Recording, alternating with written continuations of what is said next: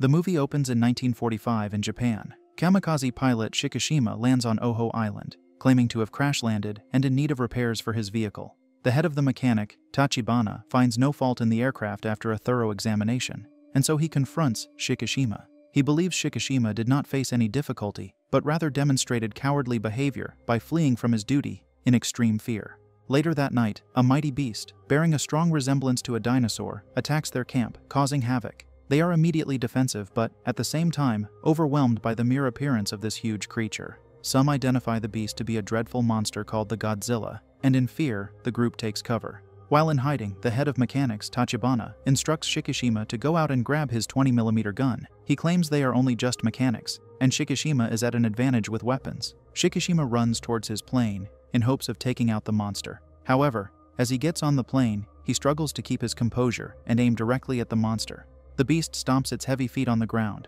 It makes its way to the group of men in hiding. They panic and resolve to use their weapons to defend themselves from Godzilla, who is fast approaching. Their attempt to fight back only aggravates the giant reptilian creature, and it begins to attack the men one by one. It's a chaotic and unsettling scene, as this group of men run for their lives, but with each attempt, the rampaging beast catches up with them. When the morning comes, Shikishima, who had passed out the previous night in an attempt to escape from Godzilla, wakes up. He is lucky to have survived, and he knows it. Shikishima sees several bodies lined up on the ground, wounded and lifeless, but he just stares at them in utter disbelief. Tachibana sees Shikishima and is furious as he approaches him. He blames the tragic passing of his crew on Shikishima's incompetence and lack of composure. It's an emotional, intense moment between the two, and Tachibana, who is enraged and hurt, walks away, leaving Shikishima alone to face his guilt. The movie fast-forwards to December 1945, and Shikishima returns to his homeland, Tokyo. There, he meets a local who blames the loss of her children on Shikishima's cowardice. She claims that if he had done his job, they wouldn't have been stricken with such tragedy. Shikishima is concerned about his family, and he inquires about them from her, but the woman breaks it to him that the whole place was engulfed in flames evidently, and not even his family survived. On hearing this, a wave of grief and despair strikes Shikishima. As time passes, one day Shikishima crosses paths with a woman named Noriko. She is on the run from the authorities, and in the process, she bumps into Shikishima and randomly drops a child in his arms. She then flees immediately, baffling the poor man. Shikishima waits tirelessly for the strange woman who had abandoned the child with him to return, but there is no sign of her. Tired of waiting, he attempts to abandon the child there in the market, but is moved by compassion, so he decides to take it home with him. On his way home, he bumps into the same woman who left the child with him. The woman, who is named Noriko, claims she never planned to abandon the child and was waiting for him all along. Afterwards, Noriko and the child go to Shikishima's home, where she prepares a meal for the infant. There, in Shikishima's apartment, the two start talking, and Noriko reveals that the little child doesn't belong to her. She is an orphan child named Akiko, a little girl she rescued during the bombing of the town and who is now in her custody. The mother of Akiko had pleaded with Noriko before she passed to look after her daughter, and that is how she became solely responsible for the infant. Shikishima finds it rather absurd that she could agree to look after a child that wasn't hers when she doesn't even have a guarantee of her own safety. It's a melancholic conversation between the two, as they are both victims of the war, each of them being separated from their families cruelly. Just then, Shikishima comes to the realization that Noriko has come to stay and won't be leaving his house anytime soon, not like she has anywhere else to go. As Shikishima watches Noriko and Akiko sleep peacefully, he can't help but feel empathy for them. Shikishima, Noriko, and Akiko are victims of the bombing and have all been separated from their loved ones as a result of the war. In a way, this makes the three of them closer in their grief. Time flies, and it is now March 1946. Shikishima and Noriko have teamed up as a couple to raise Akiko. One day, Shikishima comes bearing news to Noriko. He has finally found a legitimate job that pays well. However, it is a life-threatening one. Noriko is instantly bothered by the risks of this job. Shikishima tries to reassure her, telling her that whatever risks the job may bear, it is nothing compared to the fatality involved in being a kamikaze pilot. Also, he is ready to do anything to secure a future for Akiko, even if it's just the barest minimum of providing 3 meals per day. The next day, Shikishima begins his work as the minesweeper, tasked with disposing of naval mines from the war. There, he is introduced to Noda, boat captain Akitsu, and Mizushima. The three guide Shikishima and teach him how to operate with them, and being a fast learner, it doesn't take much time for him to gain experience. Despite it being so long ago, Shikishima is still haunted by the horrific encounter he had with Godzilla. He has nightmares about that fateful night, which appears to be scarred in his mind, and rightly so. However, he remains determined and doesn't get overwhelmed by the trauma of that night. He continues to work hard for his family and with time, he is able to afford a good apartment for them. One day, Shikishima invites his co-workers to his new apartment. The atmosphere of the night is light and festive. But then, as they dine, Shikishima's friends make a shocking discovery. He reveals to them that Noriko isn't his wife, and that the two of them are more or less flatmates, raising a child together. Despite the baffling revelation, his friends encourage him to see it as divinely arranged by fate. The film then fast-forwards to March 1947. Shikishima returns home one day and is surprised to see Noriko dressed formally. When he asks, she tells him that she has gotten a desk job in Ginza. This news doesn't sit well with Shikishima, so he immediately raises concerns. He asks her if he doesn't meet her needs. Noriko explains to him that that is not the case. The woman just wants an opportunity to be responsible for herself. A lot is said, but Noriko manages to convince Shikishima to let her keep the job when she tells him Sumiko has promised to look after Akiko whenever she's at work. As the movie progresses, everything seems to be going fine for Shikishima and his co-workers. But then, one day, they are tasked with the heavy duty of stopping Godzilla from reaching Japan. Shikishima is the most concerned among the crew. Only he has a history with the fiery beast. He admits his fear for the beast to his co-workers, and he is more concerned about the fact that they are not even armed well enough to defend themselves from the creature. It's happening all over again for Shikishima, being face to face with this powerful animal. Almost like a spell of deja vu, Shikishima is tasked with firing a weapon at this monster again. However, it is left for him to decide if he should let his nerves overpower him like before, or if he should stand his ground and fight for his life and that of his friends. At first, their attempt to stop the wild beast, who is coming at them at full speed, seems futile. But then, the crew are relentless, determined to come out triumphant in this fierce battle. They give it everything they've got. Luckily, Shikishima fires a mine in its mouth, causing a terrific explosion, and Godzilla passes out. But then, to their dismay, the beast resurfaces from the water, proving somewhat immune to whatever weapons they use at it.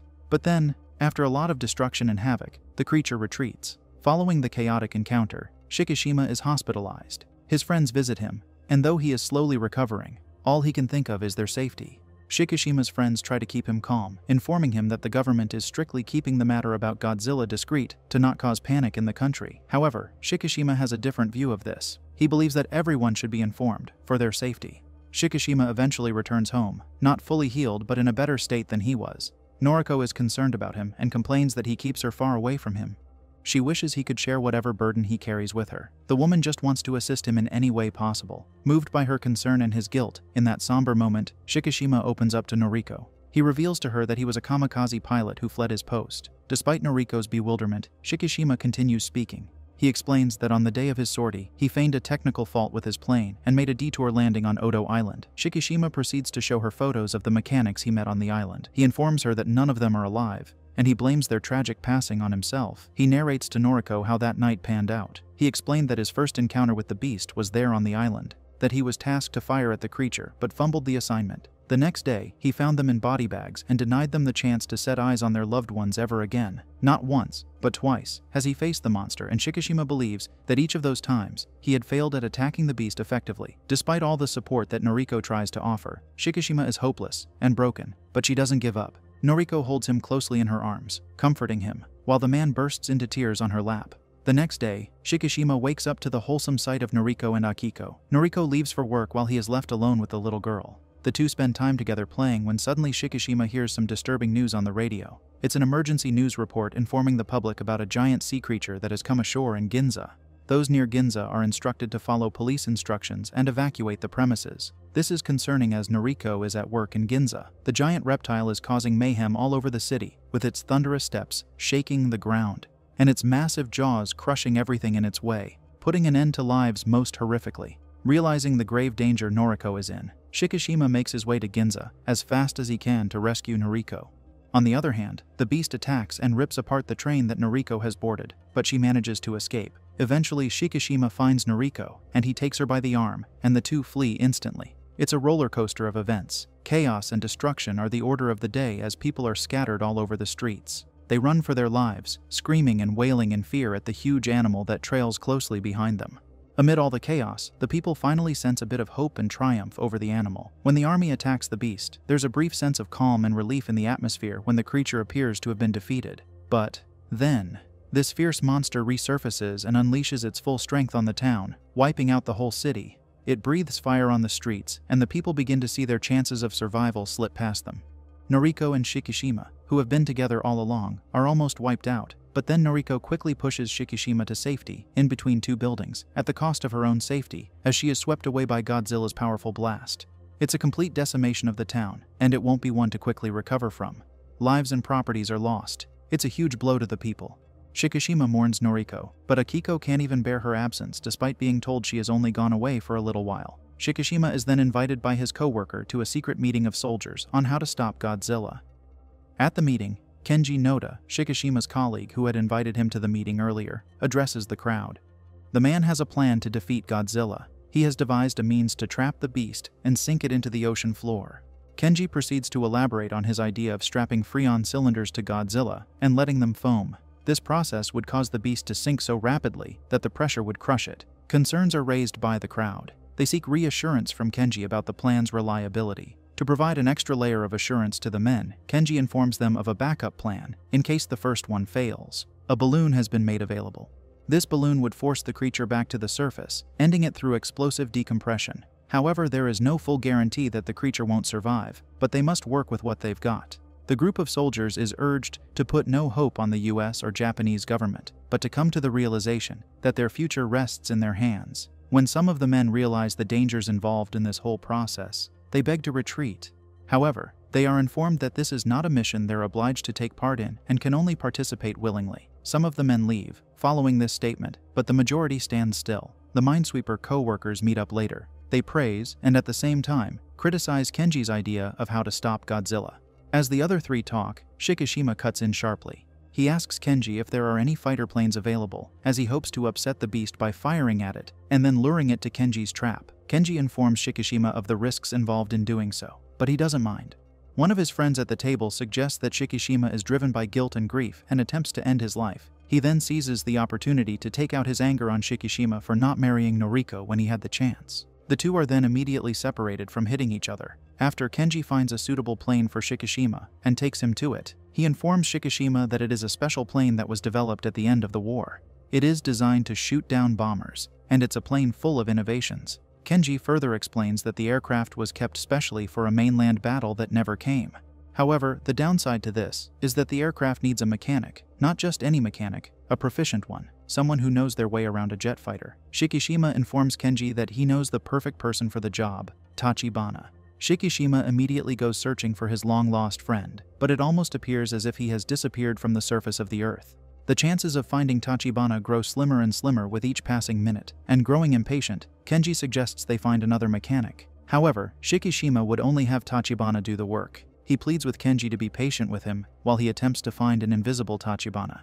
Eventually, Shikishima doesn't find Tachibana. Rather, Tachibana finds him. One night, as Shikishima walks down the streets, he gets hit from behind with a heavy object and immediately falls to the ground unconscious. He is then captured by an unrevealed individual. The individual takes him to a strange location and pours water across his face in a bid to wake him up. Shikishima opens his eyes to find Tachibana right in front of him and is instantly pleased to see him. However, Tachibana doesn't share the same joy as him in this encounter. He is enraged and furious at the young man. He hits Shikishima across his face and begins questioning him. Apparently in the letters Shikishima sent, he had blamed Tachibana for the incident on Oho Island, but Shikishima admits to intentionally upsetting him, as that was the only way he knew Tachibana would respond to his letters. Shikishima immediately pleads for forgiveness and pleads for his help in defeating Godzilla. He reveals to Tachibana that it is Godzilla who has attacked Ginza and plans to attack more parts of the country. Unfortunately, Tachibana is unfazed by Shikishima's pleas and efforts to convince him. He doesn't want to get involved in Shikishima's schemes, but Shikishima does not relent in his pleas and proceeds to beg even more.